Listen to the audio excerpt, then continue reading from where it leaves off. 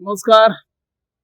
सध्या आम्ही आहोत तेमवाडा मुरजी समुद्र किनारी भागात, ज्या ठिकाणी 1997 सालापासून या ठिकाणी कासव संवर्धन मोहीम यशस्वीपणे राबवली जाते आणि त्यानंतर 2000 साली तत्कालीन भूतपूर्व मुख्यमंत्री मनोहर पर्रीकर यांनी या कासव संवर्धन मोहिमेसाठी किनारी भागातील 500 चौरस मीटर जागा आरक्षित केली होती आणि या जागेमध्ये ज्या परिसरात अर्थात मुरजी, आशवे, मांजरे या ठिकाणी जर टर्टल येऊन अंडी घालत असेल तर ती या ठिकाणी आडून ती सुरक्षित ठेवण्याचं कार्य वन्य विभाग वन खात्याअंतर्गत केलं जात आहे.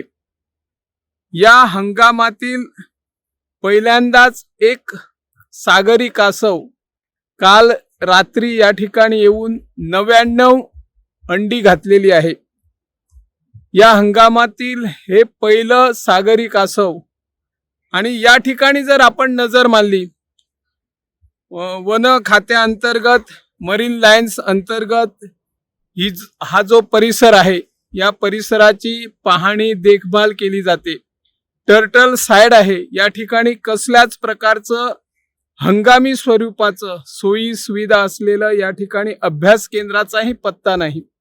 त्यामुळे वन खाते किंवा जे संबंधित मरीन लाईन या सागरी कासव टर्टल संवर्धनाची मोहीम राबवत असतात ते याकडे दुर्लक्ष देतात की काय, किंवा राज्याचे वनमंत्री माननीय विश्वजित राणे यांनी यात लक्ष का घातले नाही अजूनपर्यंत.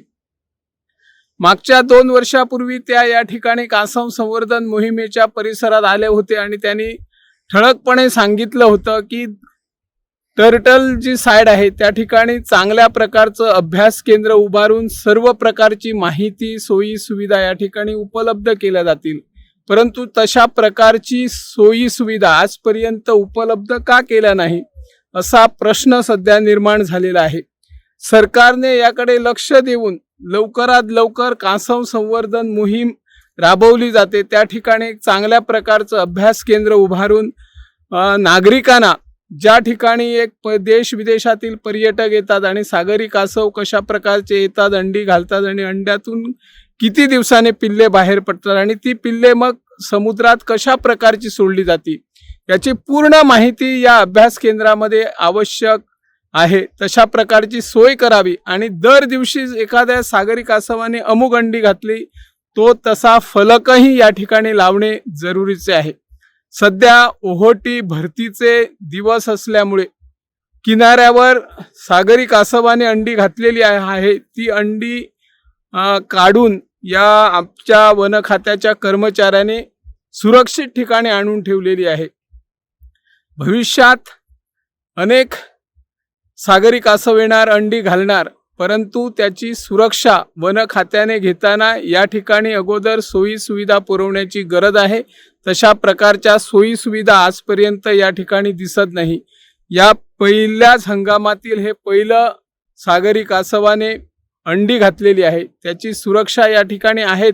शिवाय आपले पर्यटन हंगामात जे अनेक देश विदेशातील पर्यटक येतात त्यांनाही या अभ्यास केंद्रामध्ये माहिती मिळणे आवश्यक आहे. तशा प्रकारची सोय करावी अशी या माध्यमातून आम्ही मागणी करत आहोत. मी निवृत्ती शिरोडकर, इन गोवा 24 ताससाठी.